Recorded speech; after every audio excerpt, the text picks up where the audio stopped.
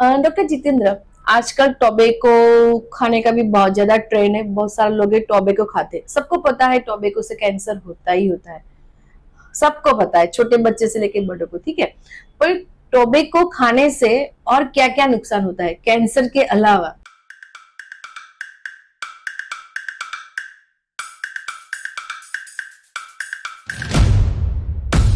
सबसे पहले तो टोबैको का आदत पड़ने से एक तो आपको फाइनेंशियली लॉस भी होगा, आपके पैसे की भी बर्बादी, आपके सेहत की भी बर्बादी है।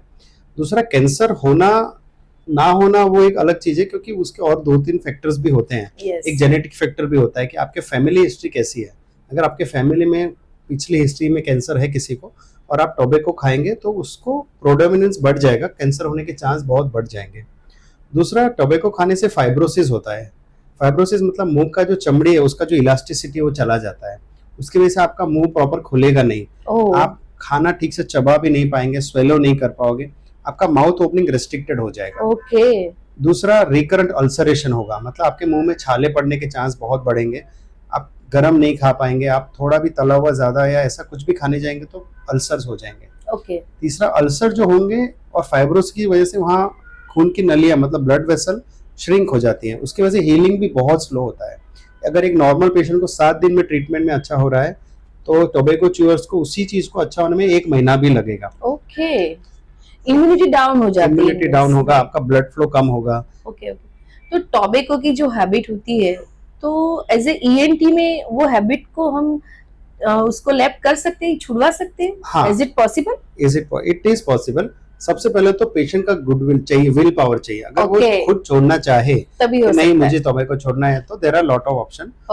90% तो उनके गुडविल, उनके विल पावर से ही वो कम कर सकते हैं। दूसरा, अगर उनको मेडिकल हेल्प चाहिए तो टोबैको का आदत पड़ता है निकोटीन की वजह से। जब निकोटीन रिलीज होता है वो हमारे ब्रेन को आदत करता है कि इतना लेवल मुझे चाहिए, तो आपको दोबारा टोबैको लेना पड़ेगा। तो हम क्या करते हैं, उसको लेवल्स में कम करते जाते हैं धीरे धीरे। आपको टोबैको नहीं खाना है, लेकिन अब निकोटीन का टैबलेट मिलता है। It is a medicated form of nicotine, chewing gum आता है। तो आपको वो चबाना है जब आपको बहुत तलब लग रही है या आप नहीं रह पा रहे बिना खाए।